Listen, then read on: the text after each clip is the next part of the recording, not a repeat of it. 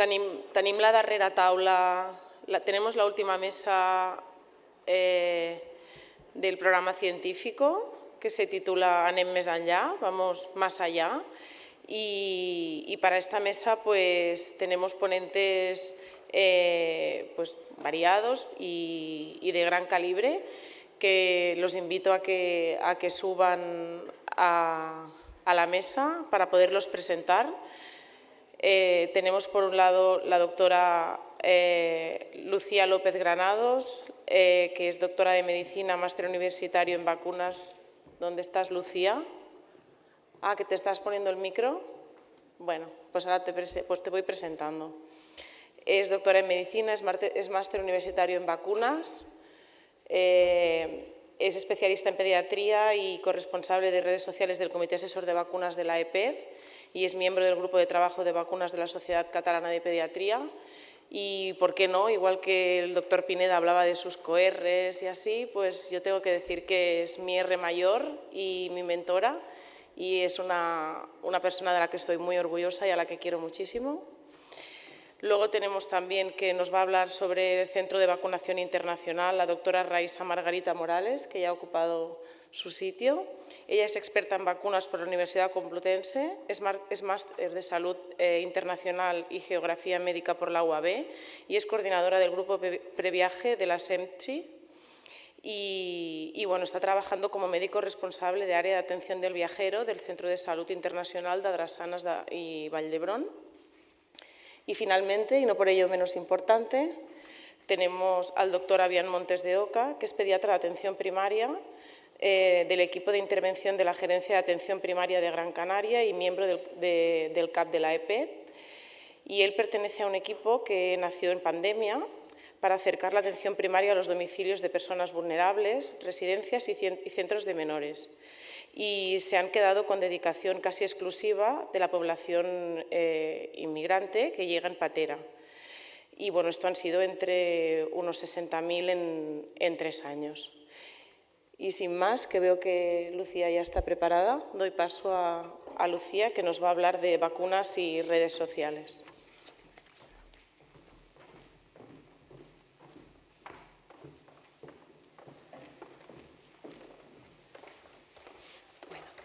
¿Se me escucha? Sí. Muchas gracias, Cintia, por la presentación. Sabes que el cariño es mutuo y el respeto. Bueno, para formar parte de la organización de estas jornadas de vacunas y inmunizaciones. Y siempre es una buena excusa para poder volver a mi tierra, a Cataluña. Voy a hablaros de vacunas y de redes sociales. Antes ya hemos tenido un preámbulo, ¿no? Pero vamos a continuar con este tema porque, desde luego, da mucho juego. Me centraré en el papel de las redes sociales en la difusión de información sobre vacunas. Y es que los medios de comunicación y las redes sociales son vehículos de difusión rápida y masiva de información. Yo creo que a estas alturas ya todos somos muy conscientes de ello. En el terreno de la salud, estas redes sociales, estos medios de comunicación, dan cauce tanto a la información rigurosa y veraz como a la información más tipo sensacionalista, tendenciosa o directamente falsa, como aquí hemos tenido una representación que ha colado, ha colado. También estas fake news con frecuencia se extienden de forma más rápida y tienen un mayor alcance en la población, quizás porque impactan más. Una vez se han lanzado, calan hondo y es bastante difícil revertirlas, aunque luego se lance la información, como aquel famoso artículo que se retractó, pero aún sigue quedando la idea de ese primer artículo falso, ¿no?, sobre la triple vírica y autismo, ¿no? Si vemos un poquito el panorama, ¿cuáles son las redes sociales más utilizadas en España en el año que finalizó, 2022? La más utilizada es WhatsApp, porque WhatsApp sí es una red social. Y de levantar la mano, ¿cuántos de vosotros en algún momento habéis recibido un bulo por WhatsApp o una noticia en un grupo de WhatsApp que decís, esto es falso? Seguro que prácticamente todos, ¿eh? La segunda red social más utilizada es Facebook, aunque por tercer año consecutivo está en descenso, y la que sube de forma exponencial es TikTok. Ya hay algunas páginas de estadística que prevén que su aumento va a continuar en los próximos años. Es una red muy utilizada por los más jóvenes, pero también no tan jóvenes, ¿eh? Tendríamos que echar un vistazo a eso de hacer los vídeos, ¿qué tal se os da?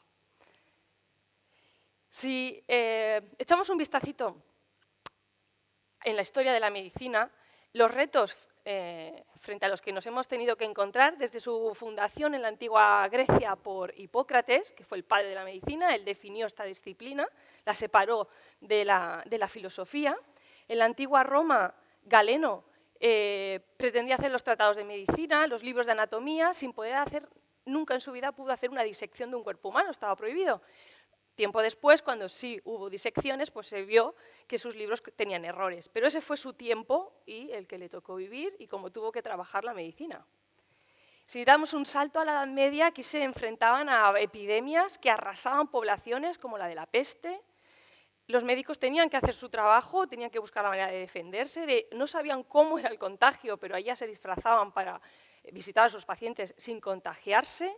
La edad contemporánea, toda revuelta, revoluciones francesas en Estados Unidos, Primera Guerra Mundial, Segunda Guerra Mundial.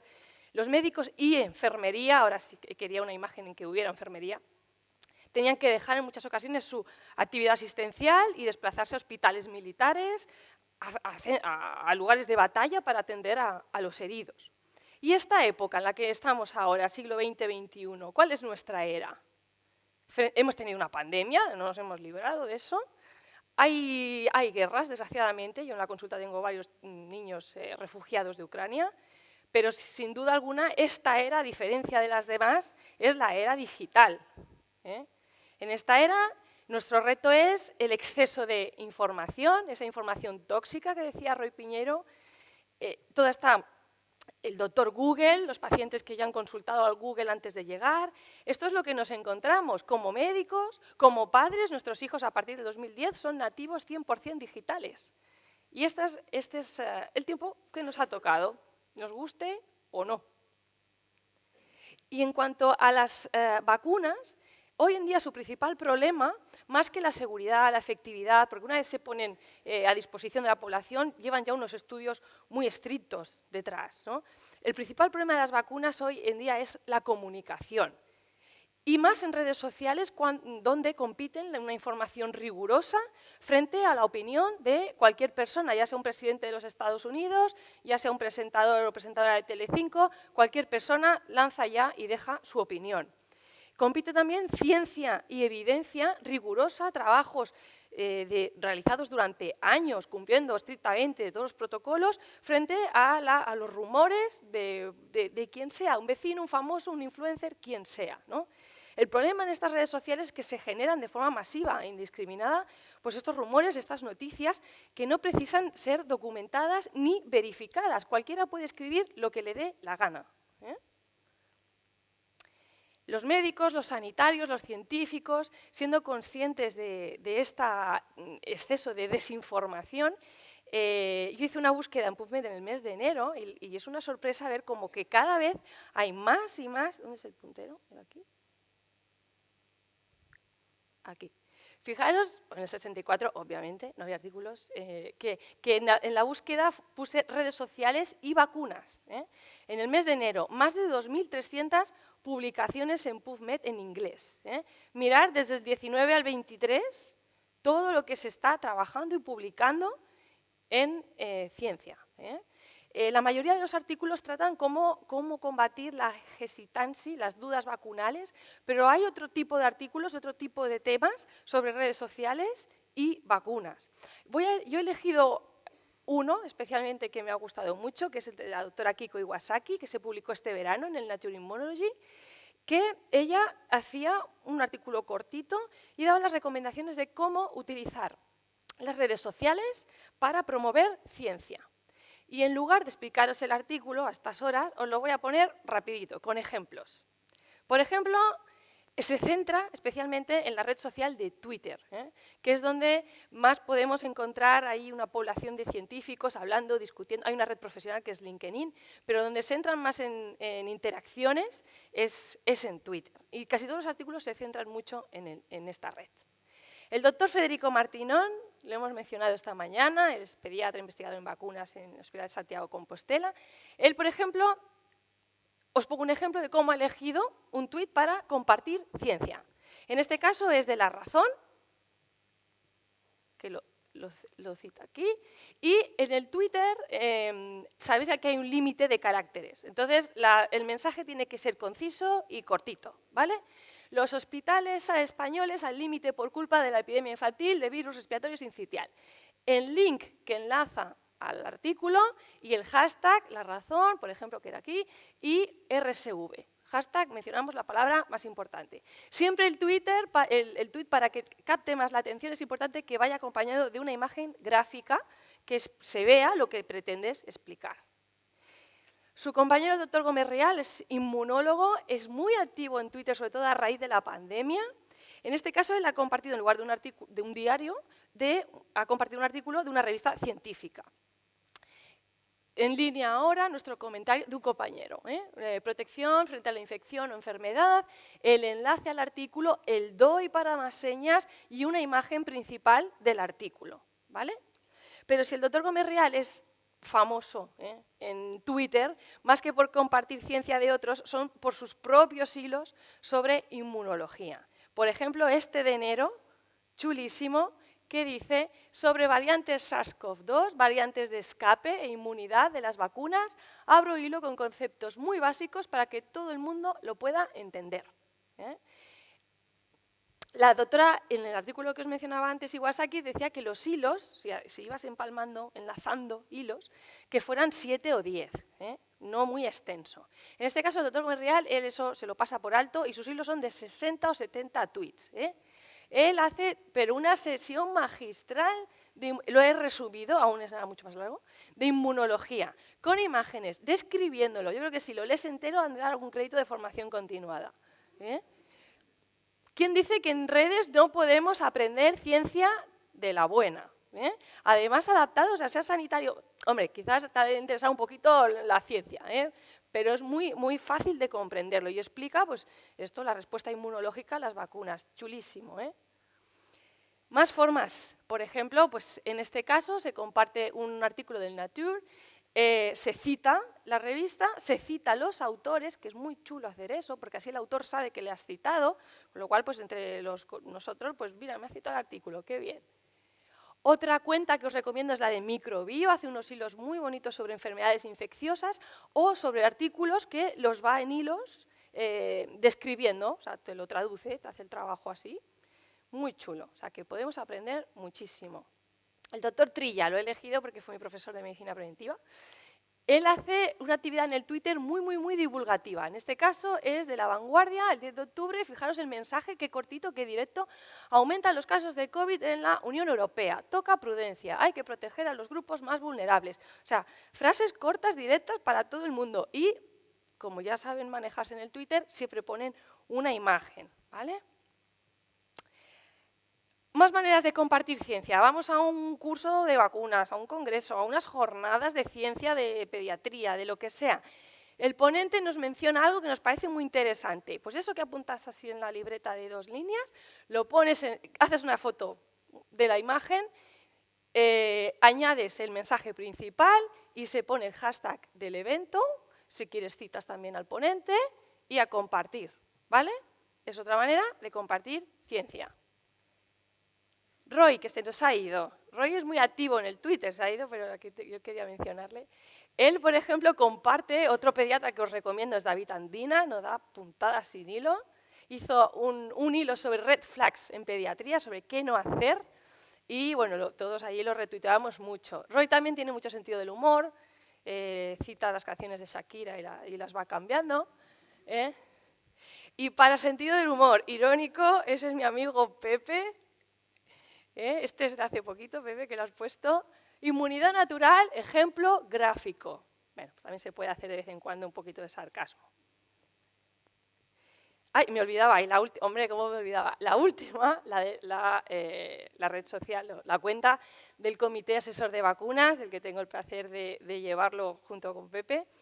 Tenemos cuenta en Twitter y en Facebook. La de Twitter es mucho más activa, cada día estamos actualizando. información se basa principalmente en la página web del comité. Y yo os recomiendo pues, que si os gustan las vacunas y queréis estar informados rápidamente, sigáis esta cuenta también, que nos lleva a nuestro trabajo. Bueno, ¿y por qué los científicos deberían promover sus trabajos en ciencia? Antes lo habéis como citado, ¿no? ¿Y por qué deberíamos de hacerlo? ¿Por qué tendríamos que estar en las redes y por qué promover toda esta ciencia? Pues porque en toda esta era de desinformación debemos comunicar a la sociedad los avances en la ciencia en tiempo real. El Twitter es que es inmediato.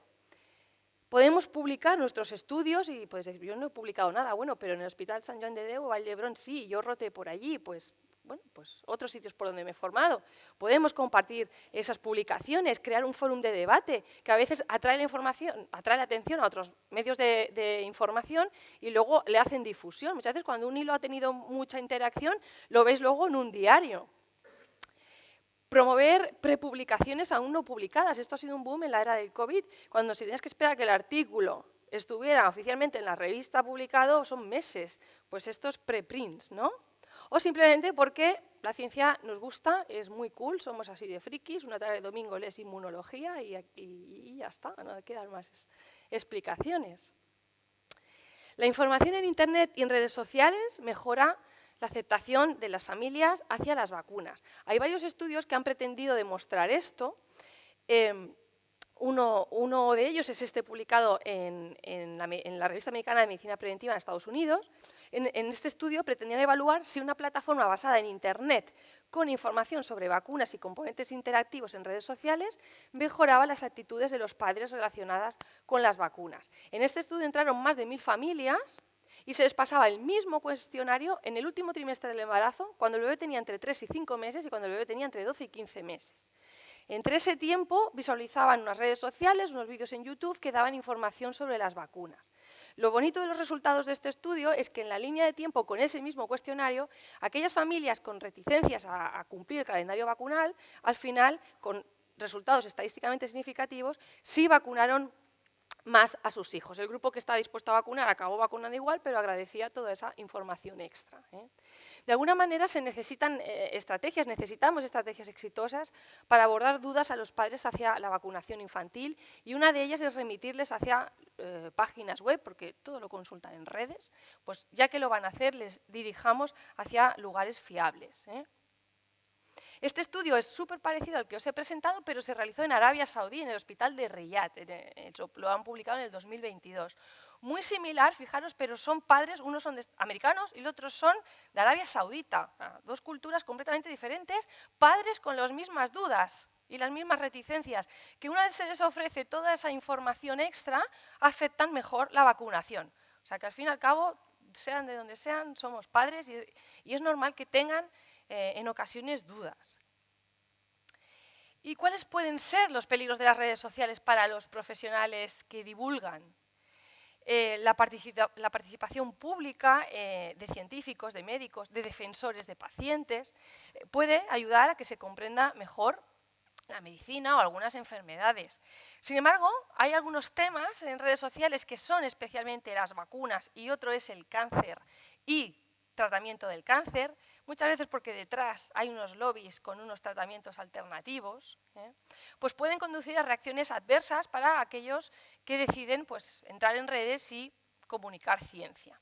En este estudio que os voy a presentar pues, establecía una clasificación de los peligros potenciales asociados con esta comunicación de ciencia en redes. Enviaron unos cuestionarios a unos 200 divulgadores, respondieron 101 y al cuestionario respondieron el 91,9% que habían sufrido en algún momento un comportamiento abusivo en redes. El 69,3% que no había sido ocasional, sino un acoso persistente. Cada vez que escribían, pues entraban los mismos bots, trolls o lo que sea a bueno, pues insultarles o comentarios desagradables, lo que fuera. Un casi 6% violencia física e intimidación, con ya pintadas en su casa, mensajes a su domicilio personal, o sea, ya algo más serio. Un 62,4% reportó secuelas negativas de salud mental debido a esta actividad de divulgar ciencia, incluyendo depresión, ansiedad, estrés, cerrar la cuenta, decir yo ya no entro más aquí, o cuando entraban en la cuenta enviaban un mensaje, pues sentir ansiedad. Y un 19, casi un 20%, se vio obligado a buscar además un asesoramiento policial o legal e intentar denunciar este acoso. Como conclusiones, pues aquellos que participan en la divulgación pública de la ciencia médica están muy expuestos, son vulnerables a las repercusiones negativas y bueno, los autores de este artículo pues, sugieren que colegios de médicos, organizaciones profesionales, pues remedien algunos de estos impactos en estos miembros que están en primera línea. A pesar de lo que os acabo de decir, no hay que desanimarse, uno puede abrirse una cuenta y ser muy activo, o simplemente entrar a aprender, compartir lo que os parezca interesante. Hay muchos grados de participar. ¿Y qué impacto ha tenido la pandemia del coronavirus en las opiniones públicas sobre las vacunas en las redes sociales? Desde luego, esta ha sido la primera, no la primera pandemia de la humanidad, pero sí la primera en un tiempo en la que hay redes sociales. Los diarios en el momento ya se fueron haciendo eco del boom que estaban teniendo las redes sociales. La gente quedaba confinada, podía hablar con tu familia por teléfono, pero si querías un poquito hablar con más gente y ver un poco, ¿no?, interactuar con la sociedad, pues la gente se abría cuentas en redes sociales. Se iba escuchando que empezaban los ensayos clínicos con una nueva vacuna, que se estaban publicando los resultados. Eso se iba escuchando, noticias, en redes, y la gente escribía lo que pensaba. Pues yo me pondré la primera de la fila en cuanto esté la vacuna. Yo ni loca que me van a meter un chip. Y esto lo iban escribiendo. ¿Se puede analizar lo que se opina, lo que se deja ahí opinado en las redes? Sí, se puede analizar, se puede estudiar. Y eso es este estudio muy chulo, a mí me gustó. Es un análisis habilitado por inteligencia artificial. Lo que hicieron, desarrollar y aplicar un enfoque basado en inteligencia artificial para analizar los sentimientos de la población en las redes sociales, en este caso fue en Reino Unido y en Estados Unidos, hacia las nuevas vacunas COVID. ¿Para qué? Para entender mejor la actitud y las preocupaciones de la gente frente a las nuevas vacunas que estaban ya a puntito de salir. ¿Me he saltado uno? No. Lo que hicieron fue seleccionar al azar más de 300.000 mensajes en las cuentas de Twitter y Facebook Reino Unido y Estados Unidos. Como condición en el mensaje debían de estar las palabras COVID-19 y vaccine. Lucía, dime. Tenemos 2 minutos. Sí, no, 12. 2, sí, ya te gustaría. Sí, 12 enseguida no. estamos. Enseguida estamos. El mensaje era, digo, 12, ya me estás llamando. El mensaje era analizado por inteligencia artificial, dentro había programas de diccionarios semánticos y se extraía una conclusión, que podía ser un mensaje positivo hacia las nuevas vacunas, negativo o neutral. Y además se podía analizar en tiempo real. Se hizo entre abril y noviembre del 2020. En el Reino Unido, que es esta gráfica, predominaban los comentarios positivos en todo momento frente a los negativos. Hubo picos, como por ejemplo de comentarios positivos, cuando la nueva vacuna empieza sus ensayos, cuando se publican los resultados, cuando se anuncia a la compañía Pfizer que estará la vacuna disponible antes de las Navidades, y también picos de comentarios negativos, cuando ahí pues, se quedan a través de las redes, se organizan manifestaciones negacionistas y demás. No solo en tiempo real, también se puede analizar geoespacialmente y saber qué regiones en sus redes sociales hay más movimientos negativos o más comentarios negativos hacia las nuevas vacunas. Esto puede servir a los políticos, desde los gobiernos, para pues, trabajar en campañas de información, sabiendo en qué lugares pues, hay que ponerse un poquito más las pilas. Este estudio crea precedente, lo han publicado en Australia, o sea, lo hicieron en Australia, en Japón, otros países. Hay muchísimas publicaciones sobre sentimientos y expresiones en Twitter sobre vacunas y analizados. Y para finalizar, algunas recomendaciones que me gustaría dejaros para utilizar las redes sociales, en este caso es del Col·legi de Metges de Barcelona, pero como idea principal es que si os abrís una cuenta en una red social y os presentáis como médico, pediatra, enfermera, la misma rigurosidad, la misma profesionalidad y la misma ética que tenéis en la consulta, la tengáis también en la red social. ¿vale? Si luego dices, es que a este lo quiero poner a caldo, pues yo me abro Troglodita 23 y ahí hago lo que quiera. Pero si somos profesionales de la salud y nos presentamos como profesionales de la salud, todo eso lo mantenemos igual en las redes, ¿vale? La opinión, sí somos influencers, aunque aún no lo creíamos. Y la Organización Mundial de la Salud pues, lanzó unas recomendaciones de cómo comunicar información sobre vacunas. Insistía mucho entre sus consejos, os dejo el último, que reforzásemos los valores de las vacunas. A lo mejor para divulgar menos estudios, menos datos científicos, insistir en los valores de las vacunas. Y yo he puesto como última diapositiva cuáles son para mí los valores, que vosotros podéis tener otras ideas. Para mí el principal valor de las vacunas es la solidaridad, la ayuda a la infancia, a los países en vías de desarrollo. Hemos visto, todavía estamos sufriendo coletazos de la pandemia COVID, sobre todo a nivel económico, ¿no?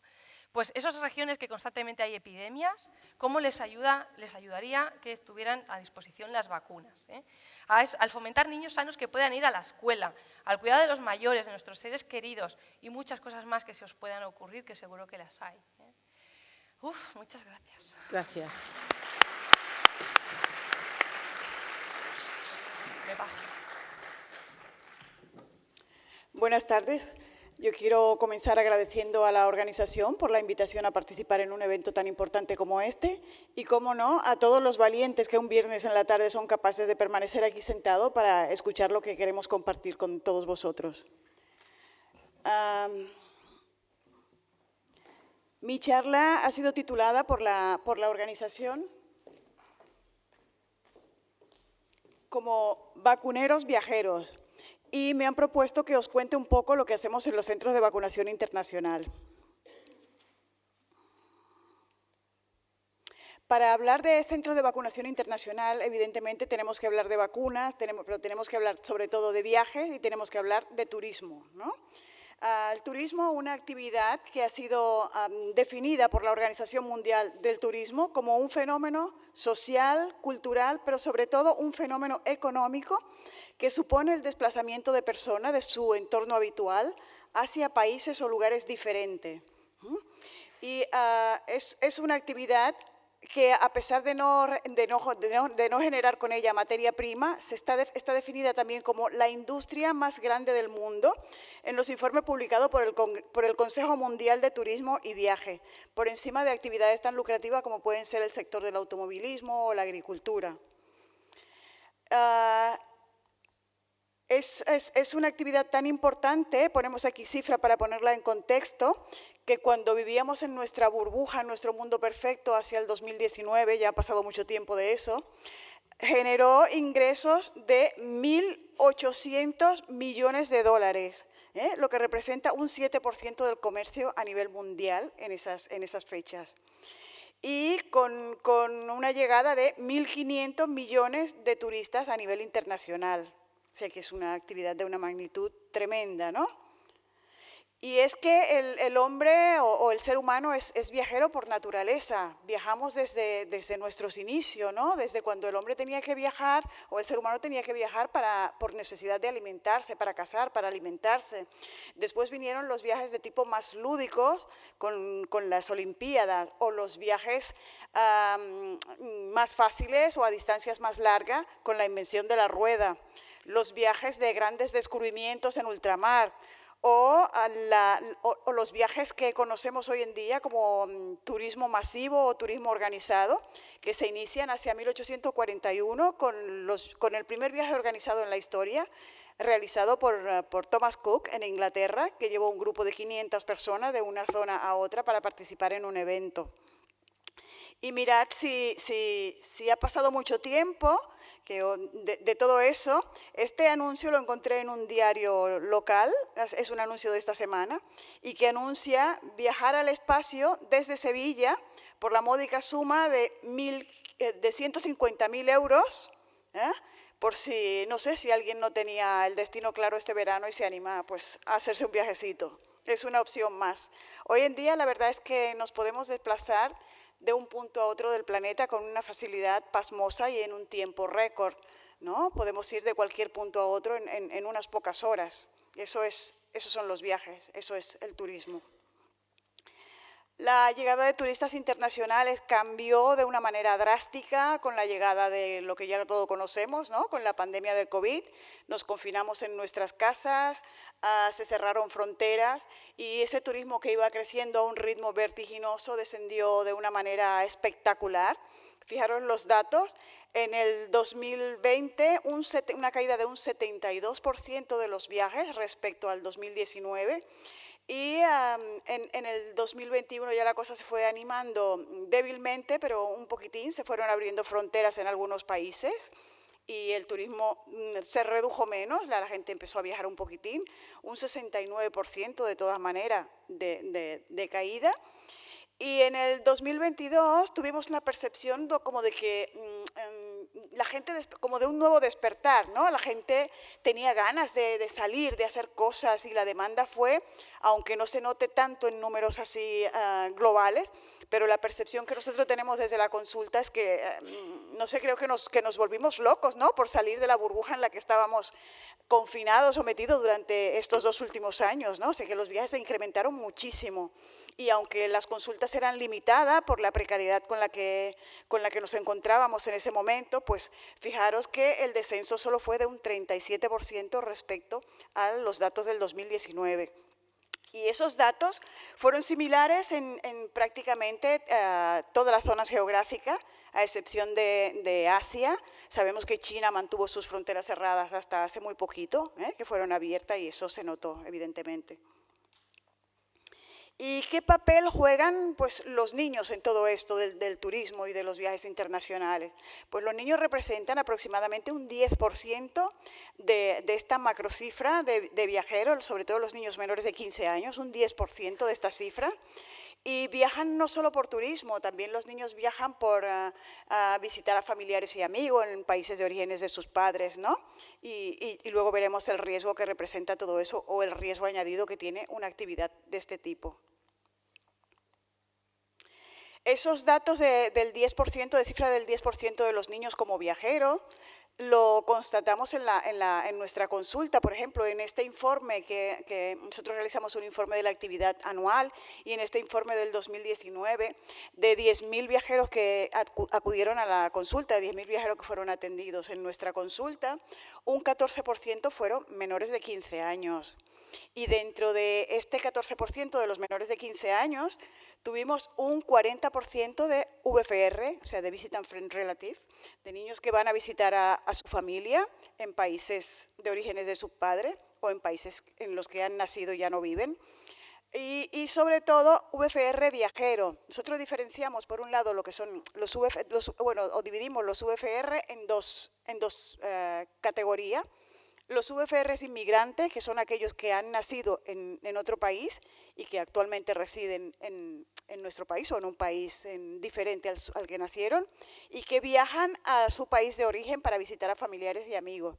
Y los VFR turistas, los que viajan por turismo, que son aquellos que nacieron en un país en el que viven, o sea, que han nacido aquí y que viajan al país de origen de sus padres para visitar a familiares y amigos. Y esta población es una población con riesgos añadidos durante el viaje. Entre los motivos de viaje no solo está el turismo y los VFR, sino que también vemos viajeros que se desplazan por estudios y vemos un porcentaje importante de viajeros pediátricos que viajan por peregrinación, por motivos religiosos. Esos datos se vuelven a repetir, aunque en un porcentaje, en una cifra macro menor, o sea, con una menor cantidad de visitas, las que realizamos a causa de la pandemia en el 2022. Y de casi 6.000 viajeros que acudieron a la consulta o que pudimos ver en la consulta, porque la demanda es muchísimo mayor de la capacidad de respuesta que tenemos en estos momentos, un 12%, 12,5% fueron menores de 15 años. Y de ese 12% de menores de 15 años, un 41% fueron viajeros inmigrantes, de los que inmigrantes viajeros fueron un 63%. Los que se desplazaron por estudio, un 17%, y los que se desplazaron por peregrinación o por motivos religiosos, pues un 12%.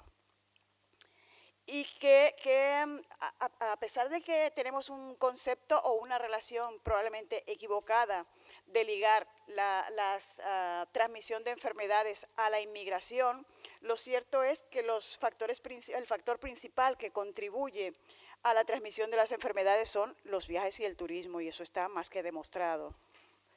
Los datos que hay en relación con los problemas de salud que sufren los niños durante los viajes son datos muy limitados, hay muy pocos estudios, muy pocas publicaciones al respecto. Pero lo que sí nos indican todas las guías es que la población infantil, los menores de 15 años que viajan, son un grupo especial de riesgo, así están definidos en todas las guías nacionales e internacionales, y merecen pues una atención también especial en la consulta del viajero. Los problemas de salud que padecen, al parecer, son similares a los que padece la población adulta también, pero con una mayor gravedad, ¿no?, en los niños. Este artículo de colegas portugueses, publicado recientemente, ellos hicieron un estudio, casi no lo veo, sin gafas,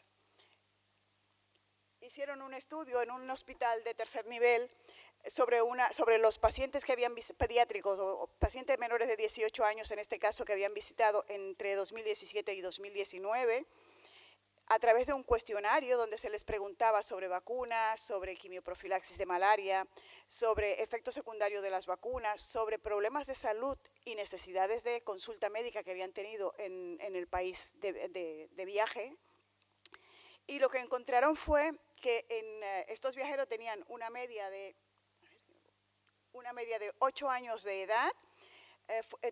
Analizaron un total de 223 pacientes de 370 que se visitaron a través de un cuestionario que respondieron pues estos 223, y lo que encontraron fue es una media de edad de 8 años. Se visitaron 40 países de 4 continentes, siendo Asia la zona geográfica más visitada. Y,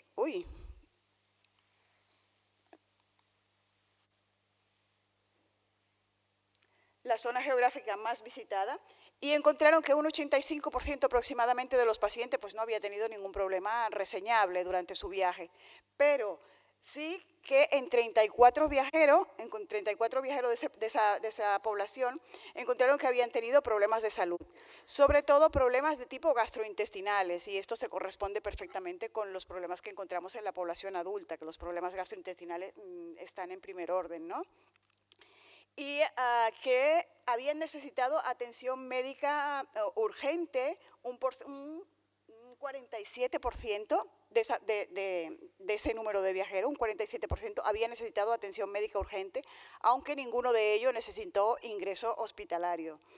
Entonces, un dato también importante que encontraron es que los problemas de salud en mayor medida estaban asociados a estancias más largas y a visita a países africanos. ¿Y qué probabilidad tiene de enfermar un niño durante el viaje? Bueno, pues la probabilidad de enfermar va a depender básicamente de 2 factores. Por un lado, de las condiciones particulares de cada niño, que después profundizaremos, y también de las características del viaje que realicen. Y es ahí donde tiene juego o donde entramos nosotros, los centros de vacunación, para hacer una valoración de esas dos condiciones y poder prescribir las medidas oportunas para minimizar o para preservar la salud de este viajero pediátrico. Centros de salud internacional hay por todo el territorio catalán, y la mayoría de ellos con autorización para administración de vacunas, como es el caso de la fiebre amarilla. ¿Y qué ofrecemos? ¿Qué se ofrece desde los centros de vacunación internacional? Pues ofrecemos toda una serie de prevención para minimizar el riesgo de estos viajeros. Hacemos desde una consulta personalizada, donde se valoran y se administran las vacunas, prevención para la malaria, consejos para enfermedades no inmunoprevenibles, y recomendaciones sobre diferentes aspectos relacionados con el viaje, así como pues, un botiquín básico para llevar en el viaje, la necesidad de tener un seguro médico también durante el viaje para que les dé cobertura, y puntualizamos en síntomas y signos que pueden servir de alarma para hacer una consulta post-viaje y detectar y tratar enfermedades que pueden ser de riesgo importante.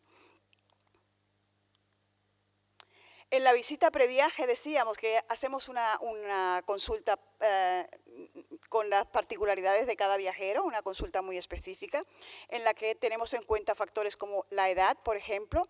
Sabemos que la edad en un niño es condicionante para la administración de vacunas. Hay vacunas, por ejemplo, el caso de la fiebre amarilla, que no se recomienda poner en niños menores de 9 meses. Entonces, si tenemos niños menores de esa edad que acuden a la consulta, tenemos que saber cómo manejarnos. En algunos casos, incluso desaconsejar a los padres el viaje a una zona que pueda ser de riesgo.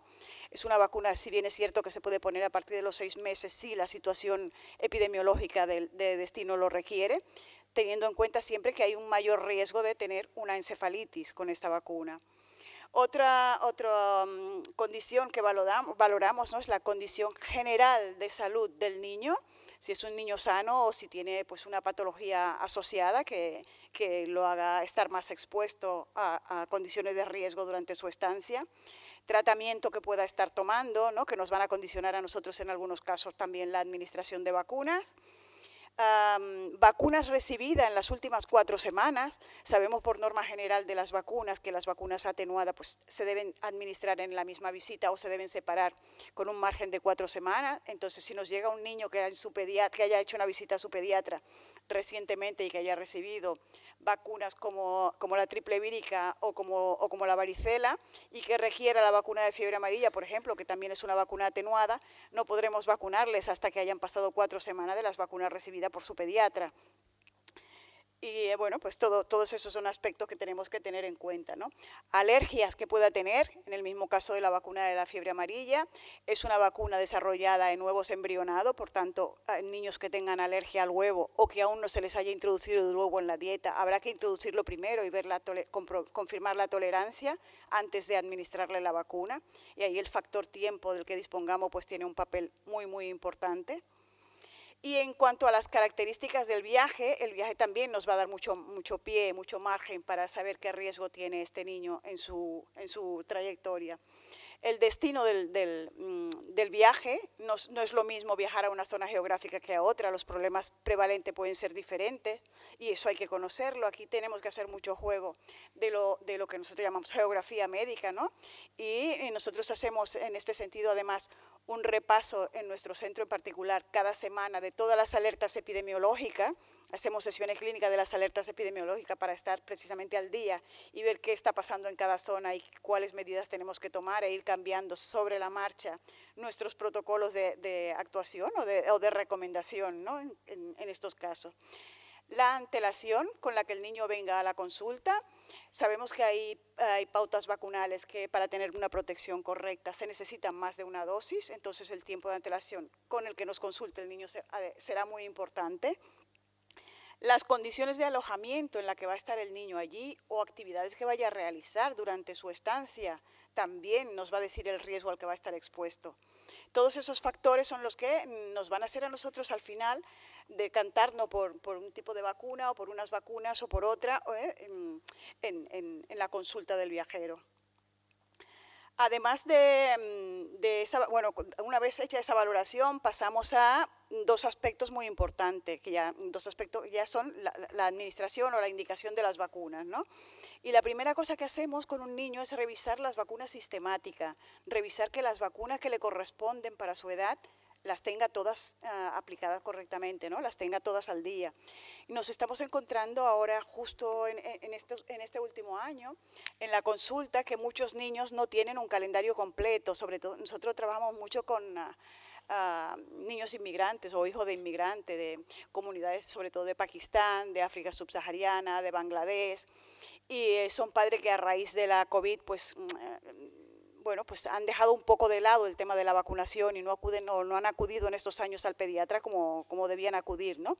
Y estamos encontrando que las vacunas que le corresponden pues no las tienen todas y entonces ahí tenemos que ver, tenemos que plantearnos si nos corresponde hacer o si podemos desde la consulta del viajero actualizar ese calendario de vacuna y en caso de que no dispongamos de vacunas pediátricas como para actualizarlo, pues una recomendación a esa familia de que el niño pase por el pediatra antes de realizar el viaje. Otra cosa que hacemos respecto a las vacunas de calendario es valorar el adelanto de vacunas respecto al riesgo que pueda tener el niño. Si sabemos que hay vacunas como la hepatitis A que se pueden adelantar, que en países como Estados Unidos, por ejemplo, se pueden poner a partir de los 6 u 8 meses, aunque aquí estén indicadas a partir del año, a partir de los 12 meses, o la vacuna triple vírica que también se puede administrar antes de la edad de calendario, aunque esas vacunas después no cuenten en calendario y cuando le toque al niño se administren de manera sistemática, ¿no? Y ya nos vamos a las vacunas propiamente del viaje, a las vacunas del viajero. Este tipo de vacuna lo vamos a dividir en dos grandes bloques. Las vacunas de tipo obligatorio, que son aquellas vacunas exigidas por los países para entrar a su territorio, y las vacunas recomendadas, que son todas aquellas que nosotros creamos que el niño debe llevar por el riesgo que supone el viaje que va a realizar, ¿no? En cuanto a las vacunas obligatorias, la única contemplada en el Reglamento Sanitario Internacional a fecha de hoy es la vacuna de la fiebre amarilla. Aunque también sabemos, y somos conscientes de ello, que los países son soberanos y que pueden dictar normas específicas para la prevención de enfermedades en su territorio. Es el caso, por ejemplo, de Arabia Saudita en las peregrinaciones a la Meca, que aunque la vacuna de la meningitis no está contemplada en el Reglamento Sanitario Internacional, es un requisito para entrar a Arabia Saudita, para hacer la peregrinación. De hecho, se las exigen para el visado, o sea, no pueden tener un visado para hacer la peregrinación si no están vacunados con la meningitis tetravalente. O vacunas que se añaden porque pues, son una emergencia de salud internacional, como es el caso de la polio, una enfermedad que está en proceso de erradicación avanzado y que a raíz de los casos postvacunales o derivados de la vacuna pues se exige actualmente en países, no solo en países donde hay poliovirus salvaje, como puede ser Afganistán y Pakistán, sino en países donde hay casos de polio derivados de la vacunación. Las vacunas recomendadas, pues en la vacuna recomendada entrará todo el resto de vacunas, la vacuna de la fiebre tifoidea, la vacuna de la encefalitis japonesa, la vacuna de la encefalitis centroeuropea, la vacuna contra la rabia, una vacuna importantísima en población infantil, sobre todo en viajes largos. Los niños son una población mucho más vulnerable para sufrir una agresión de un mamífero y sabemos la dificultad que hay en muchos países para la administración de gamma globulina. Entonces la vacunación previa de esos niños nos facilita mucho el protocolo posexposición, ¿no? Y en cuanto a la prevención de la malaria, que es otro de los aspectos que tocamos en la consulta del viajero, sabemos que para la malaria existe una vacuna, pero que está muy lejos de ser efectiva o de ser indicada para población viajera, que se utiliza en calendario sistemático de algunos países africanos, pero en población viajera contamos con la quimioprofilaxis, con fármacos muy efectivos que dan una protección muy buena, pero que no dan una protección total frente a la malaria y que, por tanto, tenemos que complementar con otras medidas. Nosotros en 2019 editamos esta guía, es la primera guía de prevención de malaria editada a nivel nacional. Es una guía con recomendaciones para los 96 países donde la malaria es endémica y se hace una recomendación detallada, no solo por grupo de riesgo, sino para cada uno de los países, donde especificamos el tipo de plasmodium que predomina en el país, la resistencia a los fármacos que puedan haber en cada uno de esos países y las recomendaciones con la zona de riesgos específica donde existe una prevalencia alta para malaria. Sabemos que hoy en día el Plasmodium falciparum es el que causa complicaciones severas y es al que está dirigido la quimioprofilaxis contra la malaria y que, bueno, los fármacos dan una protección muy buena frente al Plasmodium falciparum. Todo este tipo de tratamiento lo complementamos con lo que son las medidas de barrera, las medidas de protección. Aquí entran en juego pues, el uso correcto de telas mosquiteras, tanto en la cama como en ventanas y puertas de las viviendas, el uso de la aplicación de repelentes de insectos, cubrirse las partes del cuerpo con ropa de manga larga, colores claros, todo lo que son medidas de barrera que la explicamos de manera detenida a los padres para tener en cuenta con los niños. Y Doctora, además decía que no solo vacunamos o prevenimos las enfermedades que podemos a través de vacuna, ¿no? Sino que damos consejos sobre otros temas, como pueden ser pues, las medidas higiénico-dietéticas. Hablábamos antes de que las enfermedades diarreicas o las enfermedades de tipo gastrointestinales son las de mayor prevalencia en la población viajera, tanto infantil como adulta. Entonces es importantísimo. 2 minutos. Perdón. Es importantísimo tener en cuenta eso, ¿no? Cómo tratar la diarrea del viajero en caso de que se presente y luego temas como pueden ser la exposición solar, el jet lag, la importancia de tener un seguro de viaje, etcétera. Cómo llevar un pequeño botiquín básico que les sirva para salir a flote, ¿no? En caso necesario. Y hacemos hincapié en temas o en síntomas y signos que pueden ser de alerta a la vuelta del viaje para consultar si se presentan de manera inmediata o incluso un tiempo después del viaje. Esto se ha cuadrado. Yo creo que es importantísimo y que la primera aproximación al niño puede ser desde la consulta pediátrica, que aquí los viajeros tienen que ser, los pediatras tienen que ser proactivos y preguntar a los padres si tienen en proyecto algún viaje para realizar pues en Semana Santa, en verano, y en caso de que lo tengan, pues hacer una valoración inicial de este viaje en la consulta pediátrica sería lo ideal.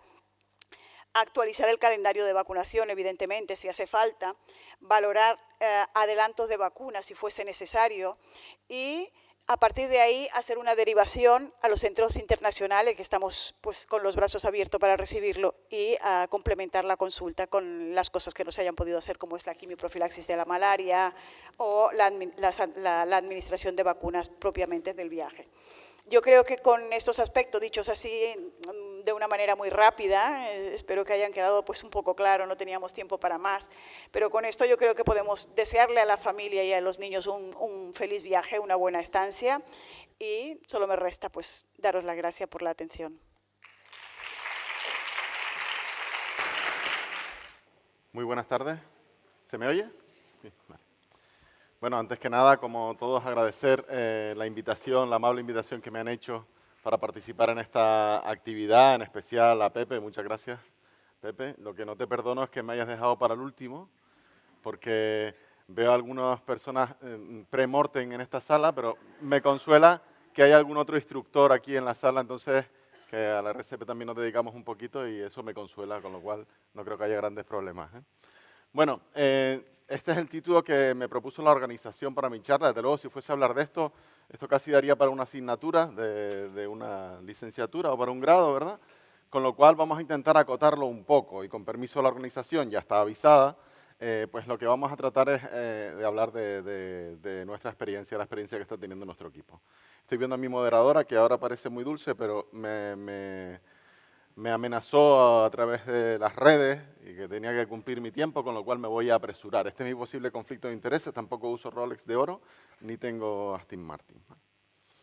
Si hablamos del concepto de One Health, y ustedes ya lo saben, salud global, esa interrelación que existe entre la salud humana, salud animal y salud ambiental, cada vez más patente, ¿no? Y con esta pandemia lo hemos visto de una forma absolutamente drástica. En los próximos minutos yo les voy a hablar de uno de los eslabones de esa cadena que tiene que ver con los movimientos de personas.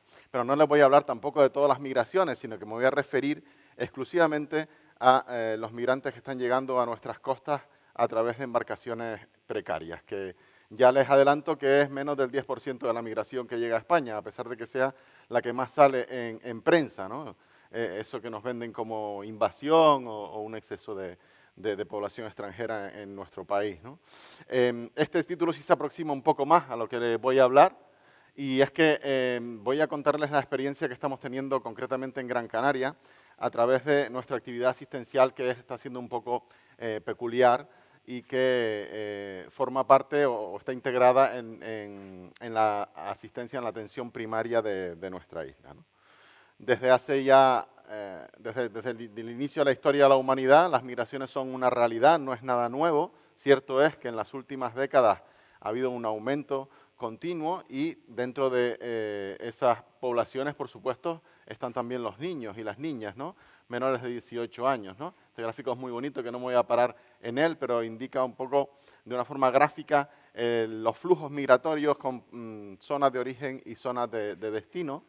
Y como les decía, hablo desde la experiencia de un grupo que nació con la pandemia, ¿no? Con la pandemia los sistemas sanitarios se reorganizaron con sus luces y con sus sombras, ¿no? Hicimos cosas bien, cosas mal, cosas muy bien, cosas muy mal, y entre ellas, como en todas partes, pues se organizó una serie de equipos centralizados que se dedicaron a manejar el tema de la COVID en algunos de sus aspectos. Entre ellos está el equipo de intervención, que es donde yo trabajo, ¿vale? Y lo que trataba de hacer era acercar la atención primaria a las familias, la atención primaria a los domicilios, ¿no?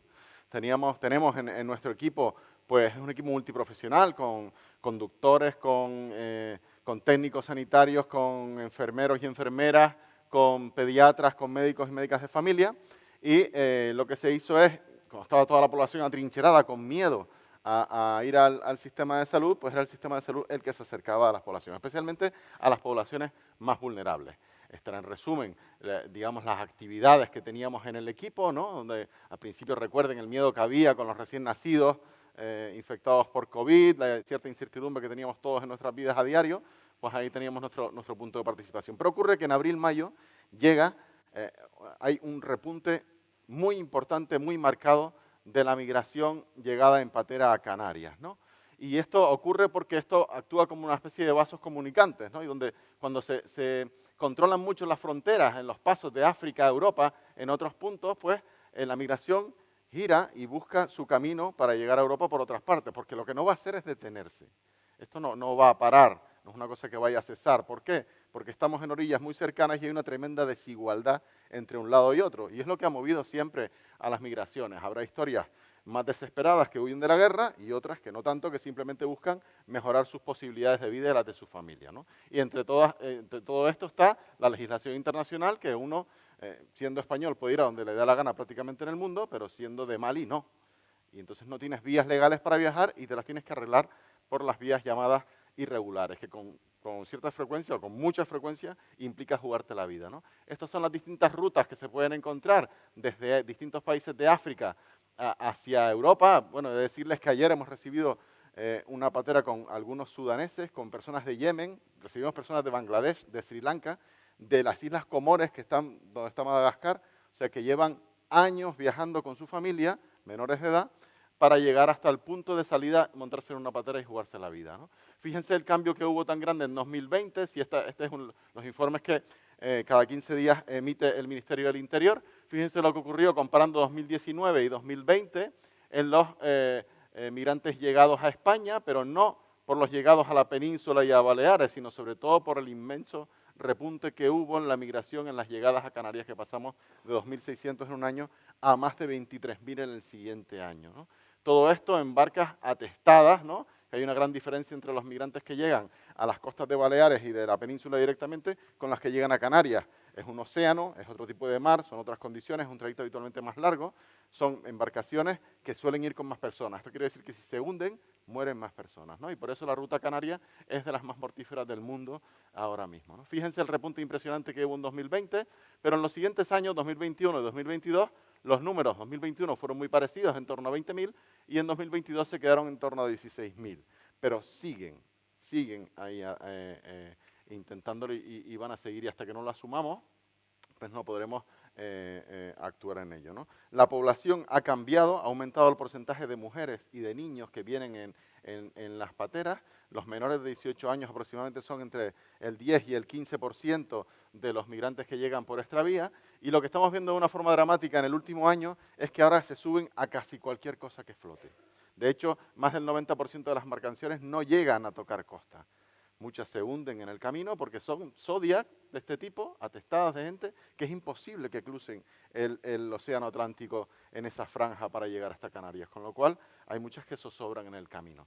Y el tramo, la franja de mar que tenemos entre la costa africana y Canarias, se ha convertido en un inmenso cementerio.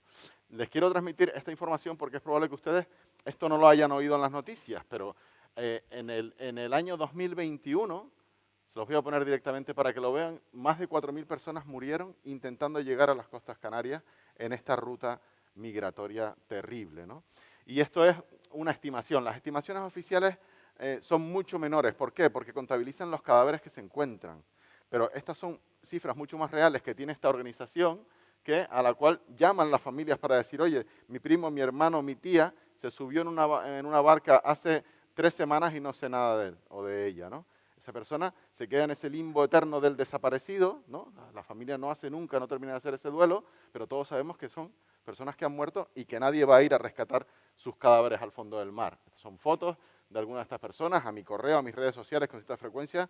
Hay gente que me manda fotos pidiéndome por favor a ver si he visto a esta persona o si la he encontrado que haya llegado a las Islas Canarias, ¿no? Desgraciadamente muchos de ellos no llegan. Les propongo un cambio de paradigma y introduciéndonos en el concepto de que aquí se vivió y se vive una emergencia humanitaria dentro de una gran emergencia sanitaria que vivimos todos, con todas las complicaciones que ello pudo acarrear, ¿no? Y les convido a cambiar algunos conceptos, ¿no? El que migra de forma irregular porque no le queda otro remedio, porque no hay vías legales para hacerlo, no es un delincuente per se, ¿vale?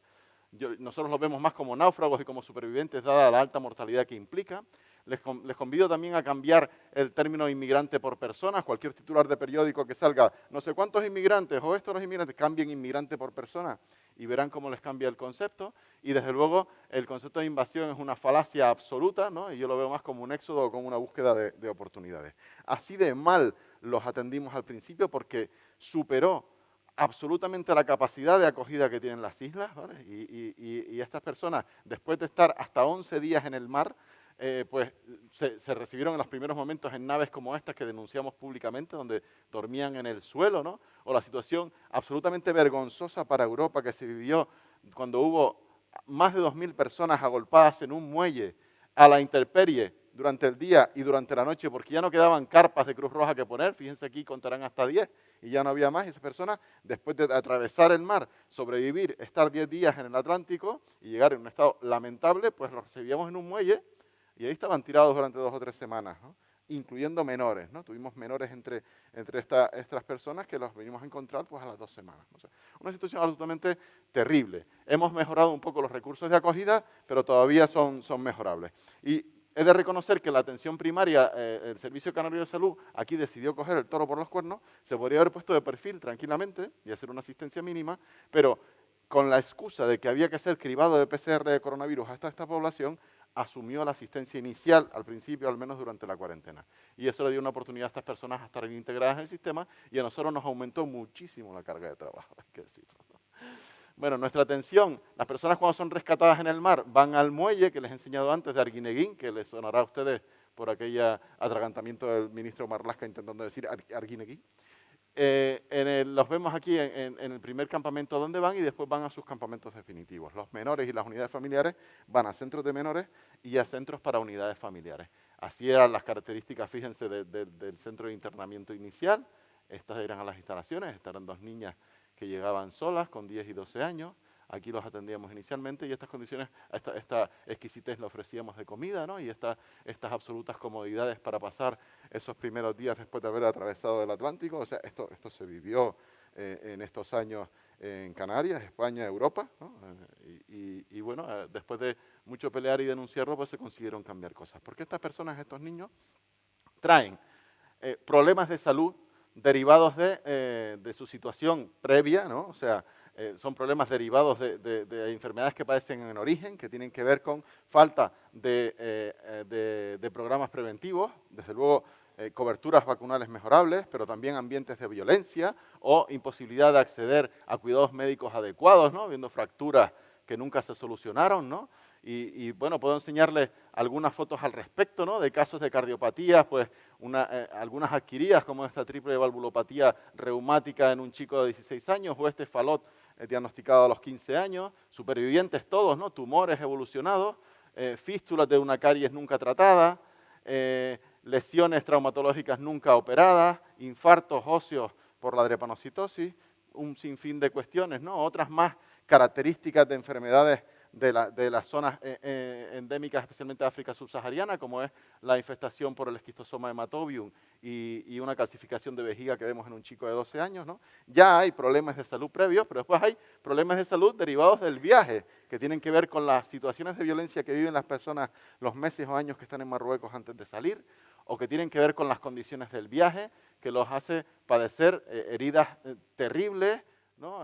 Que vemos habitualmente en pacientes encamados ancianos, y esto es en un chico de 13 años que estuvo 7 días en una misma posición en una patera sin poder moverse, ¿no? O las quemaduras solares, o las infecciones que se complican con síndromes compartimentales que requieren cirugía, o todas las enfermedades cutáneas por estafilococo que a ustedes se les ocurra, o fracturas no tratadas, o un sinfín de cuestiones de este largo y terrible viaje.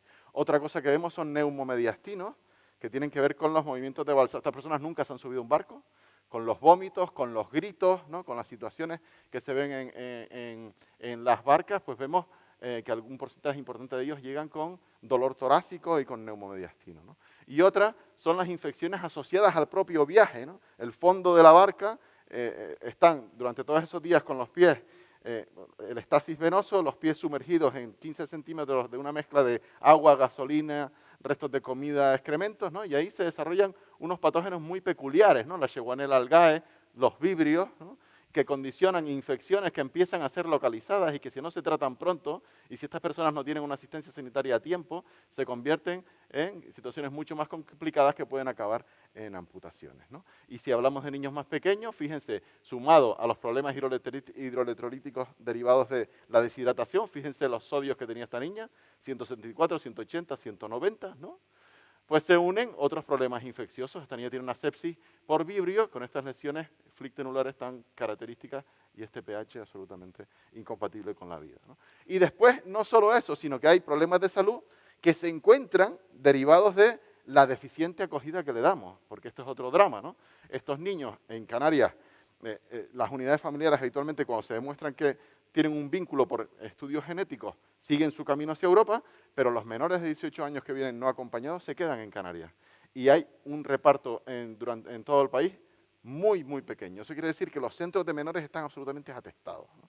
Hay centros de entre 80 y 110 adolescentes, y ahí es imposible darle una acogida adecuada a esos adolescentes. Y esto condiciona, pues, la frustración de estos adolescentes que venían a trabajar y los obligamos a estudiar, los problemas de toxicomanías, los problemas que ya traían algunos con mala vida en sus zonas de origen que condicionan un clima de violencia que genera xenofobia, ¿no? Entonces, todo este tipo de problemas sanitarios tienen estos pacientes. Los veíamos, recuerden, cuando los hoteles estaban vacíos por la pandemia, se transformaron en centros de menores y centros de atención para migrantes que fueron muy, muy criticados, ¿no? Fíjense, esto es una foto en noviembre de 2022, acogíamos a 1.866, pero llegamos a tener 2.600 menores allí, en las islas, que eso es mucho para las islas. 1.000 teníamos aquí en Gran Canaria, casi siempre Gran Canaria ha tenido entre el 80 y el 70 y el 80% de los menores. Y fíjense los que se han trasladado al resto de la península, al resto del país. De este total, bueno, gracias Cataluña, porque es la comunidad que más ha recibido, 43. Fíjense el reparto en todo el territorio nacional, para cumplir con una obligación que debería ser de nuestro gobierno, que es aportar las mejores oportunidades posibles a esos chicos para integrarse en nuestra sociedad. Y bueno, esto no se los cuento porque ya saben el concepto de MENA, todo lo que tiene implícito, y a lo mejor tenemos un poco de culpa en el modelo de acogida que tenemos, ¿vale? Este es un chico que se producía autolesiones y que se cosió los labios y la boca porque él venía aquí a trabajar y no venía a estar encerrado con 100 chicos más, no haciendo nada durante todo el día y perdiendo su tiempo, que era absolutamente precioso, ¿no? Bueno, y aquí nació, aparte de los pediatras del equipo, un equipo de apoyo para intentar integrar a estas personas en el sistema sanitario. Asumimos los menores de 18 años porque nuestras compañeras médicos de familia no daban abasto, ¿no? Y intentamos seguir las normativas que marcan organismos como los SDC, ¿no? Y que yo recalco estos 3 aspectos, ¿no? Accesibilidad al sistema sanitario, cribado de enfermedades prevalentes y programas específicos de vacunación. Aquí la verdad que nos pusimos todos a trabajar y en lo que tiene que ver con las enfermedades infecciosas se hizo algún tipo de intervención en todas estas que ustedes ven aquí, no nos las inventamos, nos basamos en los documentos de los SDC y creamos nuestros propios documentos porque es que prácticamente no hay absolutamente ninguna bibliografía al respecto y menos en menores de 18 años, ¿no? Se contrató una pediatra y un enfermero más para asegurarse de que después la atención primaria era capaz de absorber a estas personas, pero estábamos en pandemia y el sistema sanitario está como está. Yo no les voy a contar nada que ustedes no sepan. O sea, nadie quiere ver a un adolescente magrebí o subsahariano sano para hacerle una primera visita de acogida y ponerle un calendario vacunal desde cero.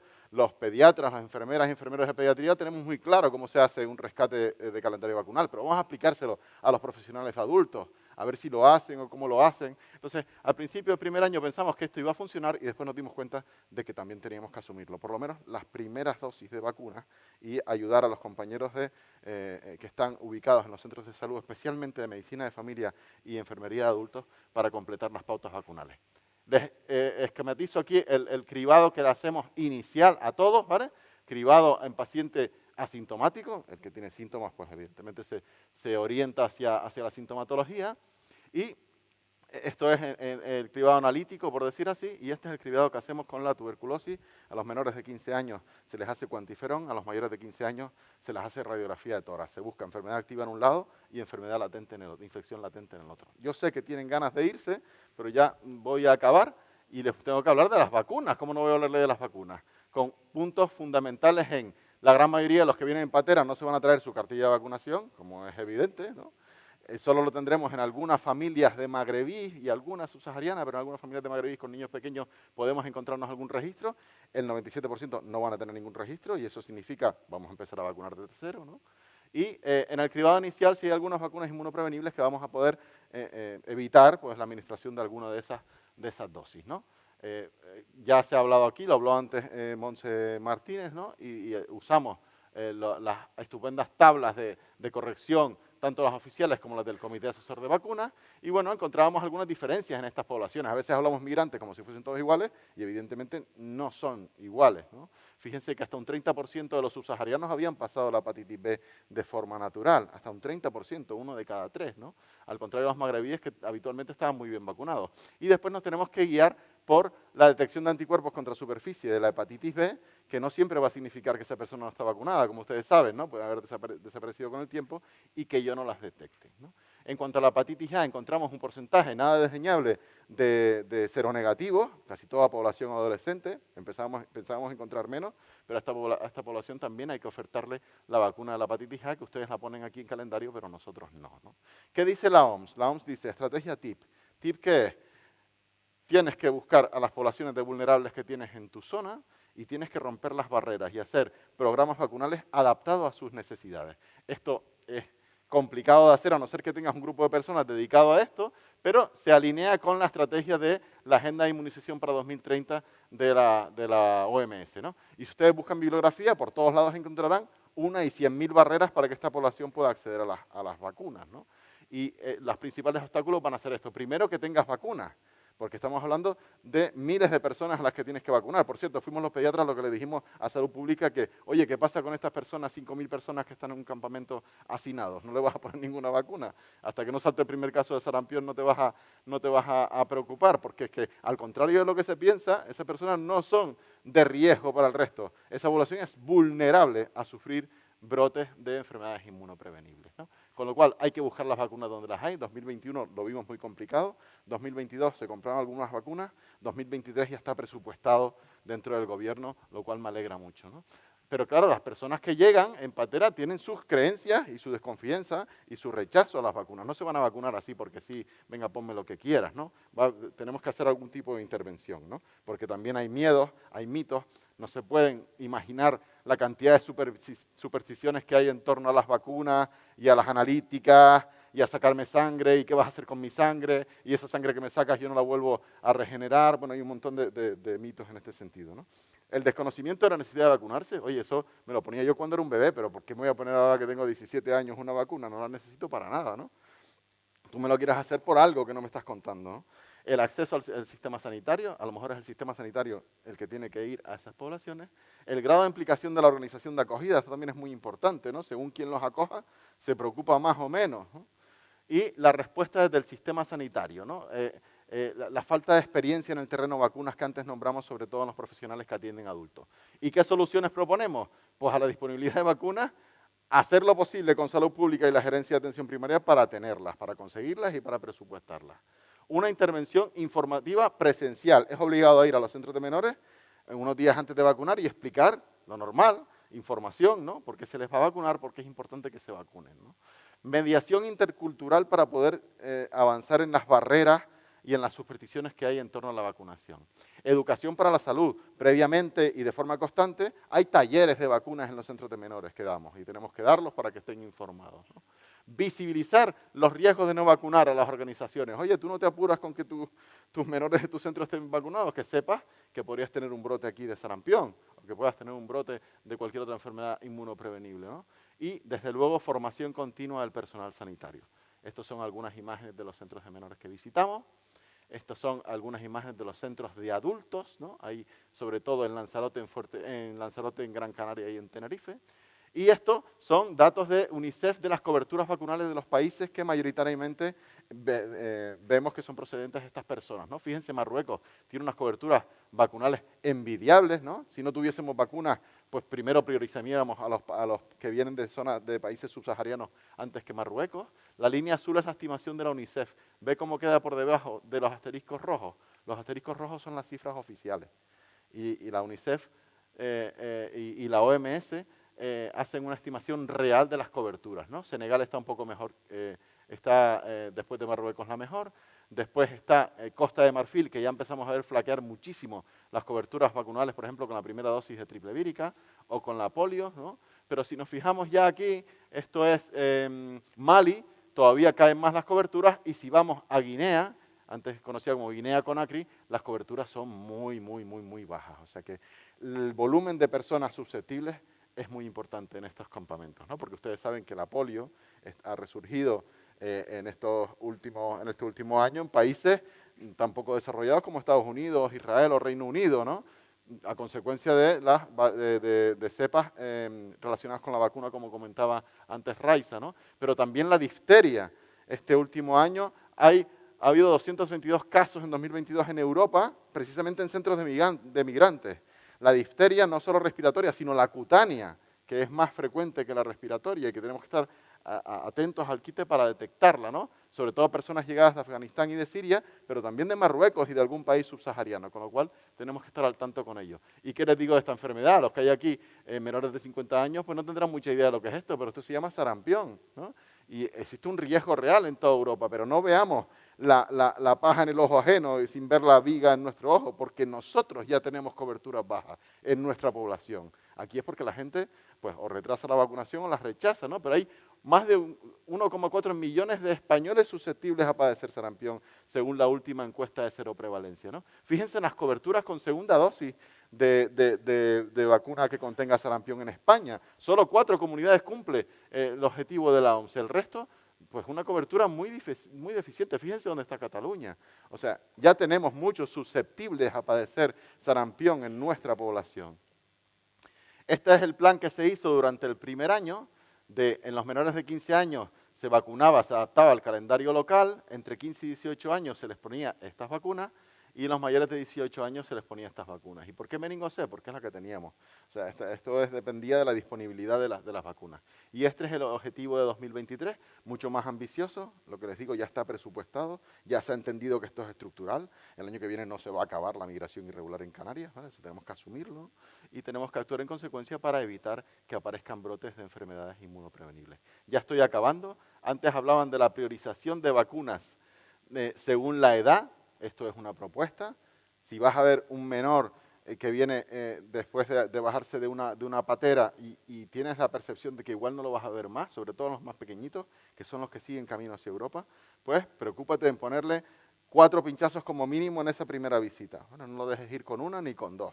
4 pinchazos. Y esta es una propuesta que podríamos plantear como para priorizar. ¿Y nosotros qué hacemos? Listados y ubicación de los menores. Revisamos su historia vacunal a ver si en algún centro de salud, por registro electrónico, le han puesto alguna vacuna. Definimos las necesidades. Mira, casi lo pongo en catalán aquí, ¿no? Definimos la necesidad. Acuerdo con el centro de salud de referencia, solicitamos las vacunas y le decimos al centro de salud, ¿las ponen ustedes o las ponemos nosotros? El centro de salud dice, ustedes. No. Entonces vamos al centro de salud, al centro de menores y se las ponemos allí, ¿vale? Por supuesto, registro en el registro electrónico de las vacunas que se ponen y se les da en papel a la organización o a la persona si es mayor de edad y se le dice que saque una foto con el móvil porque el papel lo va a perder, pero la foto y el móvil pues tiene menos probabilidades. Como les dije, nuestras compañías, especialmente de enfermería, hacen talleres de educación para la salud donde se habla siempre de vacunas. Días antes vamos nosotros personalmente, los mismos que vamos a ir a vacunar dentro de 3 días, vamos a sensibilizar y el papel de los mediadores socioculturales. Un total de 9.052 vacunas se han puesto por el equipo en 2022-2023, de ellos de 15 a 18 años, que es nuestro mayor grueso, estas que ven aquí, y tenemos un porcentaje de éxito del 84%, que yo creo que está bastante bien dentro de lo que cabe. ¿Alguna foto socarrona de la gente que tiene alguna reticencia a vacunarse? Fíjate donde se pone la mascarilla. Las bateas con las Y ya para finalizar, esto es una emergencia humanitaria que vivimos dentro de una emergencia sanitaria, muy patente en Canarias, ¿no?